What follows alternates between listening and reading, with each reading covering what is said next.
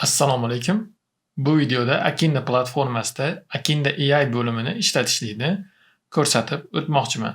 Bemalol platformada siz tillarni o'zgartirishingiz mumkin. Ingliz tili, rus tili va o'zbek tillariga.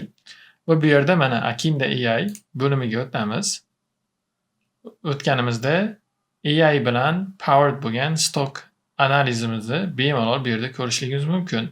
Ikki xil formatda biz analiz qilishligimiz mumkin stokni, ya'ni aksiyani. Bu yerda aksiyani nomini kiritishligimiz mumkin. Shunchaki Tesla deb yozib, Analyze tugmasini bosamiz va mana bizga ko'rib turganingizdek analizni tayyor chiqarib beradi. Agar o'zbek tiliga tarjima kerak bo'ladigan bo'lsa, o'zbek tiliga tarjimasini bemalol bu yerda qilib olishligimiz mumkin. Nima sababdan bu agarda platforma o'zbek tiliga o'girilganda ham yoki rus tiliga o'girilganda ham tayyor aytaylik tarjima holatida chiqmaydi? Sababi biz har safar har xil aksiyalarni yozamiz bu yerda.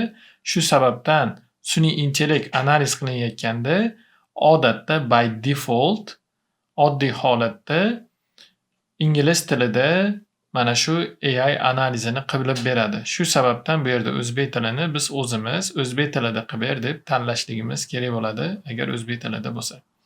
Endi Tesla aksiyasini berdik. Bu yerda o'zimizni qanaqadir chartimizni ham berishimiz mumkin. Ya'ni chart bu aksiya grafikini shunda shu yerga tashlab bersak, 10 megabaytgacha bo'lgan telefoningizdagi yoki TradingView'dagi yoki blokerda platformasidagi grafikani bemalol tashlab tahlil qildirishligingiz mumkin bo'ladi. Mana bunga misol tariqasida bu yerga o'zimizni chartimizni tashladik. Mana oddiygina Nvidia aksiyasini screenshot qilib olganmiz.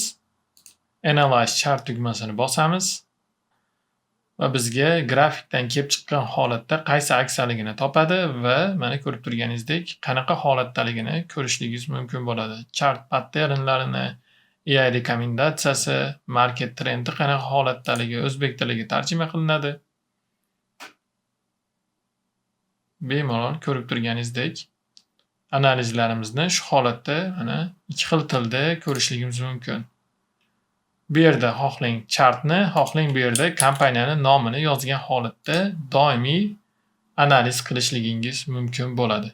Bu video orqali Akinda AI bo'limini ko'rsatib bermoqchi edik. Videomiz oxirladi. Barchangizni Akindani tanlaganingiz uchun kattakon rahmat.